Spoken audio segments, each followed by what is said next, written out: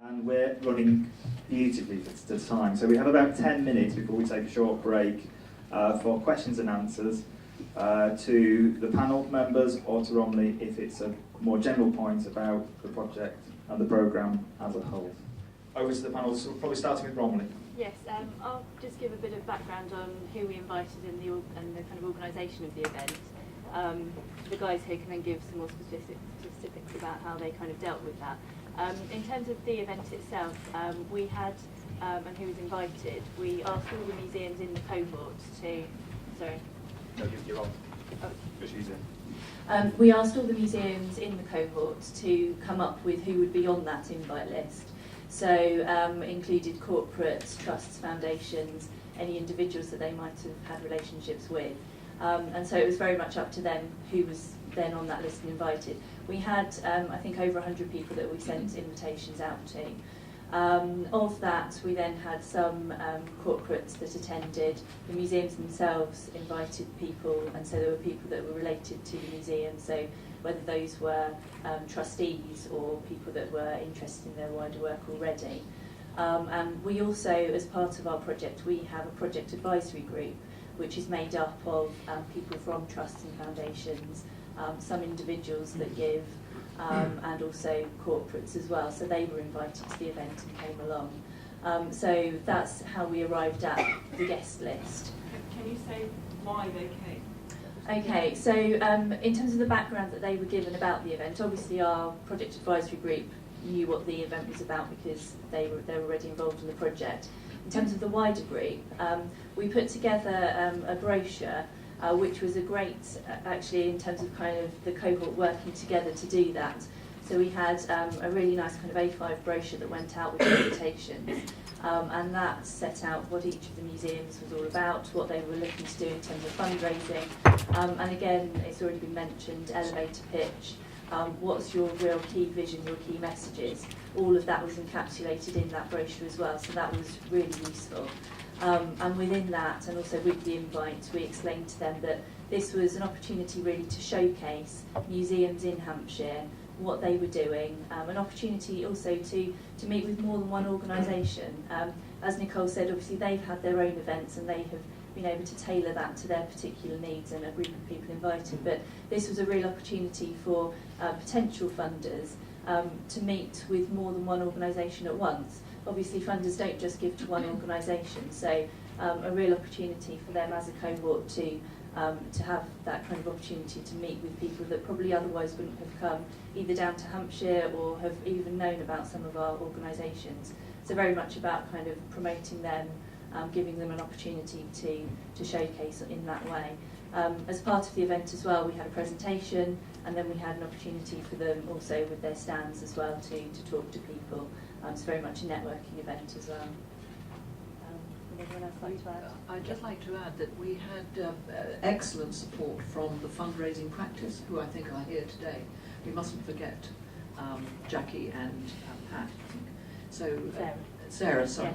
But they were wonderful. Also, in terms of the preparation as a cohort, it was sort of divide and conquer, so there were different subgroups who were taking on different preparations, so part of that was around creating the brochure and getting together all the copy and images for that. We're very grateful, thank you. I wasn't on that subgroup. And then Steve and his team at the art gallery were the hosts and sort of did the event management side of things. Nicole and others were nominated to present, so we had a couple of nominated presenters, well, volunteer presenters, but everybody else had to prepare sort of text for them to read, so everybody was represented but only a couple of voices were at the front. And then beyond that, each organisation were given a sort of trestle table sized pitch and to do what we wanted with, really. So some people brought along collections and items to sort of start conversations. Lots of people obviously had leaflets and brochures. As I mentioned, we tried to get an activity into ours.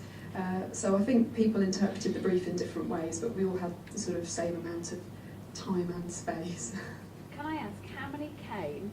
How many had previous relationships with those organisations, or were they all new corporates or trusts who had never had a relationship with you? Because that would be quite interesting. And the results?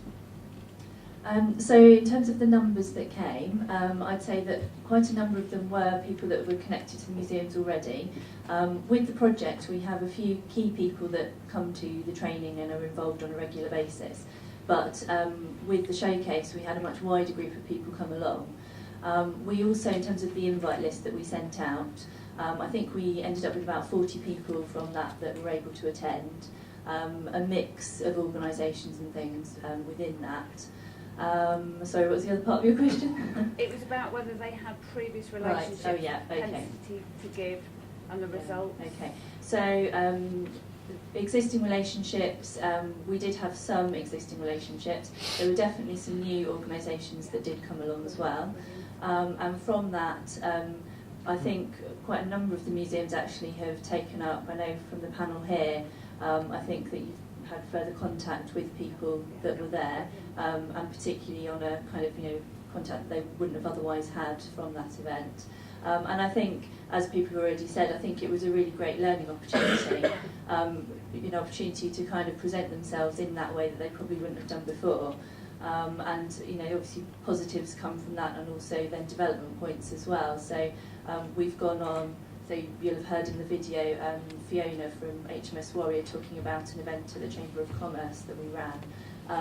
So the museums that came along to that was another opportunity for them to showcase themselves really, but to a business community. And they all said that actually they'd learned from the showcase, and then what they were putting into practice there was kind of building on that. And also I think the collaborative approach that they took in the showcase, again when they went to the Chamber of Commerce, they were very happy to kind of be working as a group, supporting each other, which was great to see. Brilliant. Can I just say, we'll have one more question before we break, and obviously do take the opportunity to speak to the panelists. Can I just ask, if you do ask a question, can you give the panel your name and where you come from? That would be very, very helpful, just to give context. Any questions from this side of the room, just to equal it up a bit? Could I just butt in, following on from what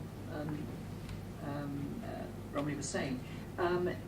We put a lot of effort into the showcase with the fundraising practice and with Romilly and her team, to then meet up with people that were there, some of whom were representing trusts or corporates, professional people.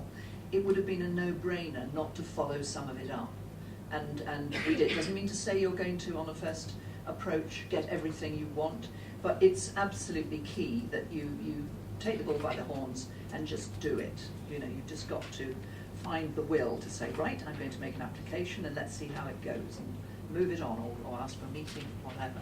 I'm sure Jeremy feels the same about that. I do, and I just wanted to add one more thing. The one big message that I took away from it was that philanthropists don't only give to one organisation, they don't only give to one museum.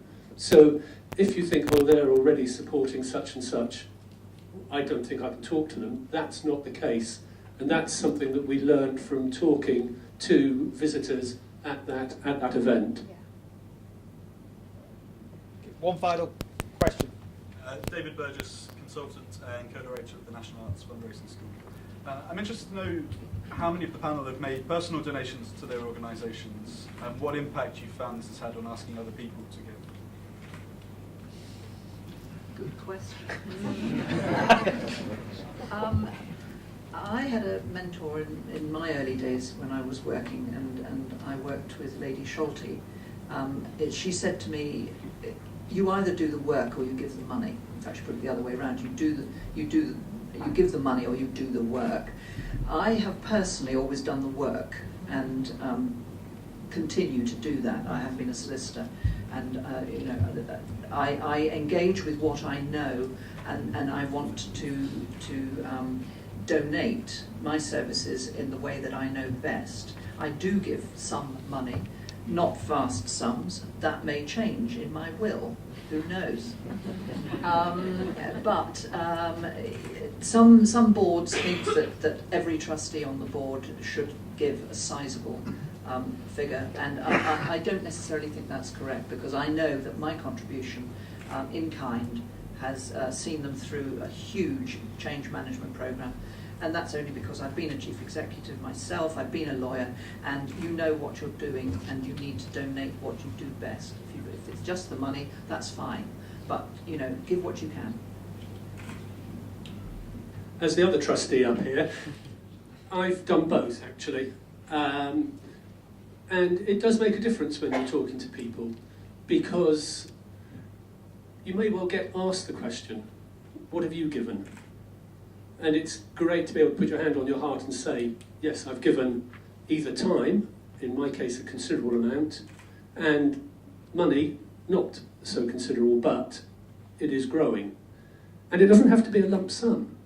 It can be a monthly standing order. And the beauty of how, with donors, I'm moving just beyond what I've given, but with donors, if they're giving a regular contribution, you've got a regular opportunity to keep in touch with them and to say thank you, because it is all about relationships. This could almost be inspiring a culture of relationships as much as philanthropy. But if you can put your hand on your heart and say, yes, I've given, then it does make a difference. And I've been fortunate to go through a NAFS class with Bernard Ross, and he gave each one of us a mug to take away at the end, which says, you go back and talk to your trustee board and show them this mug, which had on it, you either give, get, or get off. So we've changed it now to give and get. Can I draw us to a conclusion at that point? We're going to take a short break. A massive thank you to our panel.